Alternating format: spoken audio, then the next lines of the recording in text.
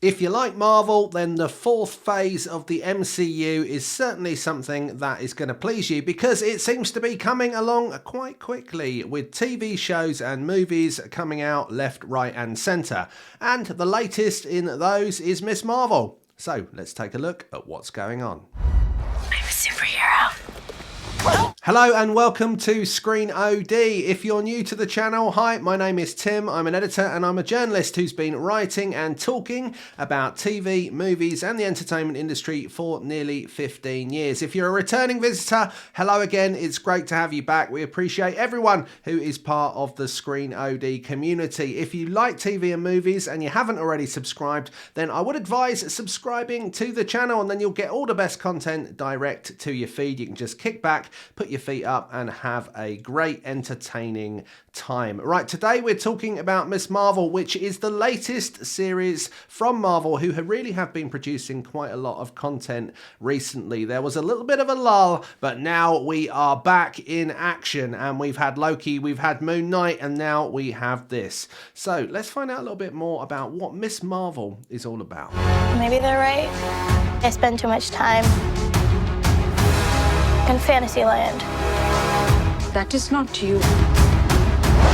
It's not really the brown girls from Jersey City who save the world. That's a fantasy too. Those who are familiar with the comic books will know Kamala Khan well, and she is a very popular character amongst comic book fans. Now, if you're coming to this for the first time and you're a TV fan, Kamala Khan in the show is a teenage girl who lives with her parents, and she is a super fan. I think it's fair to call her a fangirl. She's creating content around Marvel on her YouTube channel. She is very much looking forward to an event that is coming up, which is the very first AvengerCon, and there is lots and lots of Marvel and Avengers talk at the beginning of the show. It's something that she thinks about pretty much all of the time. Now, as well as being someone who is obsessed with Avengers and Marvel, she's going to go to AvengerCon as Captain America, of course. She is a teenager. She has all the problems that teenagers have. She's growing up, going through high school, which can be a difficult experience. And she's also living with her parents. And as a teenager, trying to find your way in the world, that's not necessarily easy.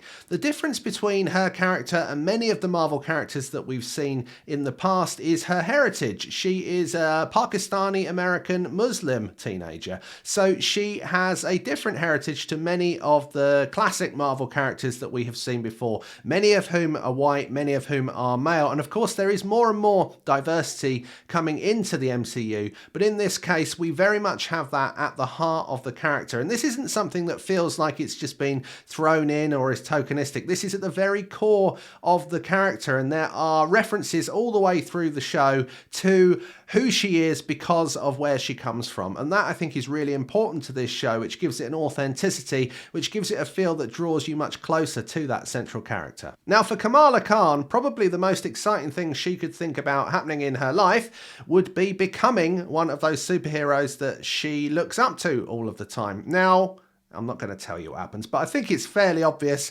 that she does acquire some superpowers. Now, when she's trying to complete an outfit for AvengerCon, she comes across a bracelet, which it turns out has some connections to her family past. Now, this bracelet, unbeknown to her, seems to have powers which will give her great powers. Now, there's been some controversy amongst hardcore Marvel fans, especially comic book fans, about what those powers are. They have changed subtly from the comic book through to the TV show. So that's something that you will notice if you're a fan of the comic books. Now, it's not something I think that affects the enjoyment of the series, but if you are someone who really is a student of those earlier works, then you will notice that those powers have changed. But the problem that you get when you have powers, and I think especially in the world of superheroes and Marvel, is that other people suddenly want to get you.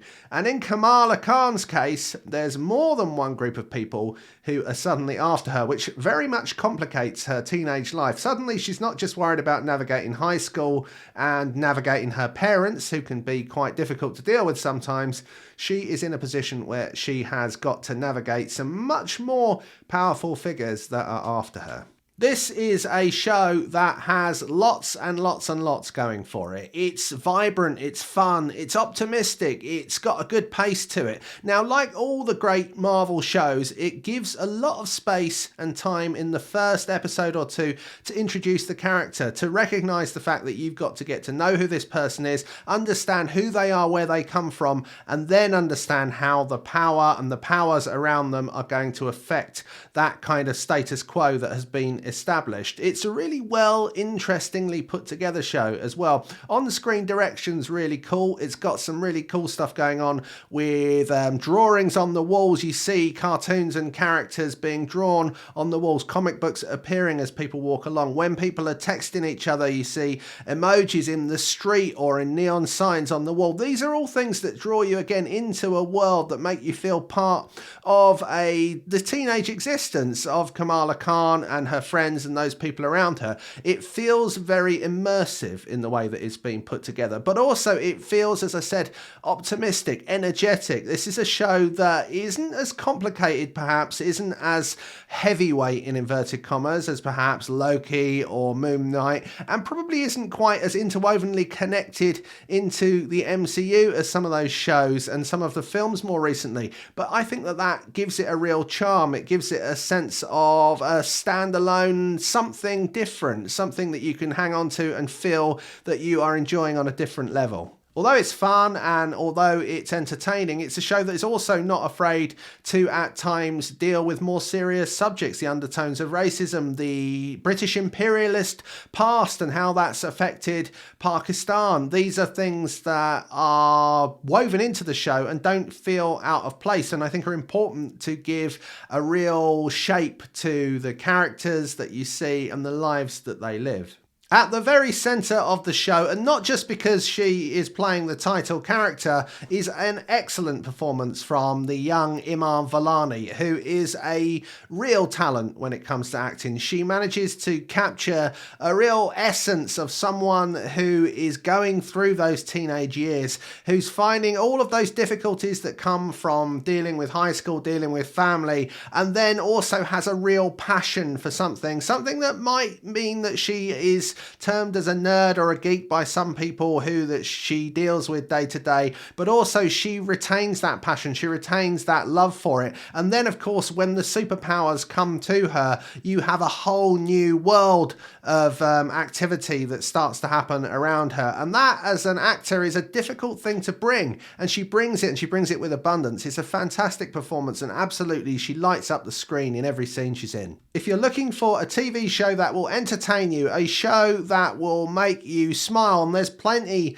of laughs and humour in this show, but also something that has depth to it and gives you bucket loads of superhero action as it starts to develop, then this is a show for you. Try Miss Marvel now. It's available to watch on Disney Plus, and I think if you like Marvel, you're going to like it. And even if you don't like Marvel, I think this is a show that may be worth giving a go. Thanks so much for watching the video. I hope you enjoyed it and found it interesting and or entertaining. If any of those things are true, why not hit the like button, and more people will get to see it across the internet. If you haven't already, please do consider subscribing to Screen OD, and you'll get all the best content direct to your feed. Go check out the other Screen OD videos now, and we will see you again, hopefully very soon.